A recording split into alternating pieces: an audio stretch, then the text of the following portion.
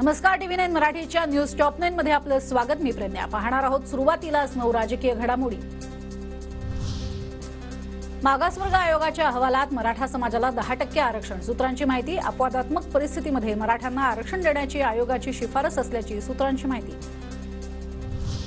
मनोज जरांगेंच्या उपोषणाचा आजचा 8वा दिवस। सगळे सोयऱ्यांच्या अधिसूचनेच्या अंमलबजावणीवर जरांगे ठाम। आताची मराठ्यांची नाराजी सरकारला परवडणारी नाही, जरांगेंचा इशारा। इसपर्यंत होईल अशी आशा आहे, कारण शिंदे साहेब असतील 100% करतील, दिलेले शब्द करतील। फडणवीस साहेब आहेत त्यांच्या जोडीला, आम्हाला आंदोलक म्हणून विश्वास ठेवू नये ना, पण 20-21 तारखेपर्यंत आहे विश्वास 100% मराठ्यांना। कारण काय बरं का, आताची नाराजी सरकारला परवडणारी नाही। मराठा आरक्षणासंदर्भात 10%चा आकडा हा मनानेच ठरवलात का? मनोज जरांगे पाटलांचा राज्य सरकारला सवाल। नाशिकमध्ये मुंबई आग्रा महामार्गावरती मराठा संघटनेचं आंदोलन। आंदोलकांकडून रास्ता रोको। काही मराठा आंदोलक पोलिसांच्या ताब्यात। जनपक्ष स्थापन केला, त्याचाच पक्ष काढून घेतला असं कधी घडलं नाही। चिन्ह काढलं म्हणजे अस्तित्व संपेल असं कधी होत नाही, शरद पवारांची प्रतिक्रिया। असं कधी घडलं नाही की ज्यांनी पक्ष स्थापन केला त्याचा पक्षच काढून घेतला।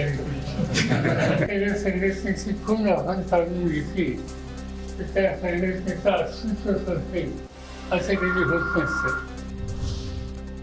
एकजुटीनं शक्तीपणाला लावली तर माढामध्ये अनुकूल निकाल देऊ शरद पवार गट। माढा लोकसभेची जागा लढण्याची शक्यता, शरद पवारांनीच दिले संकेत। एकजुटीने आपली शक्तीपणा लावली तर आपण एक अनुकूल असा भारताचा निकाल या मतदारसंघात देऊ। अजित पवारांसोबत फक्त त्यांचा मुलगा आणि पत्नी। बारामतीची जनता कायम शरद पवार यांच्यासोबत। संजय राऊतांची अजित पवारांवर टीका। उनके बेटे और सी पत्नी है बारामती में। मेरे हिसाब से जनता जो है बारामती की पवार साहब के साथ, उनके फैमिली के साथ है। देखिए, अजित पवार अब भाजपा के कार्यकर्ता बन गए, वो राष्ट्रवादी कांग्रेस वगैरह सब ढोंग गए।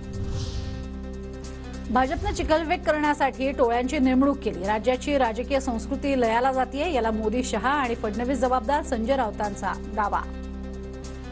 भारतीय जनता पक्षामुळे या राज्याची संस्कृती आणि संस्कार पूर्ण बिघडले आहेत। भारतीय जनता पक्षाने काही टोळ्या हायर केलेल्या आहेत, भाड्याने घेतलेल्या आहेत चिखलफेक करण्यासाठी। आणि या महाराष्ट्राला जी एक थोर परंपरा होती, पुरोगामी महाराष्ट्राला एक राजकीय संस्कृती होती। तर गौतम अदानी आणि भाजप एकच। मुंबईचं नाव भाजपनं अदानी नगर केल्यास आश्चर्य वाटायला नको, खासदार संजय राऊतांचा भाजपवर निशाणा। गौतम अडाणी आणि भारतीय जनता पक्ष वेगळे नाही, म्हणजे मुंबईचं नाव उद्या बदलून बरं का अडाणी नगर केलं तर 106 हुतात्मे ज्यांनी मुंबईसाठी हुतात्मे दिले त्यांना स्वर्गामध्ये पुन्हा एकदा आत्महत्या करावी लागेल किंवा हुतात्म्य पत्करावं लागेल।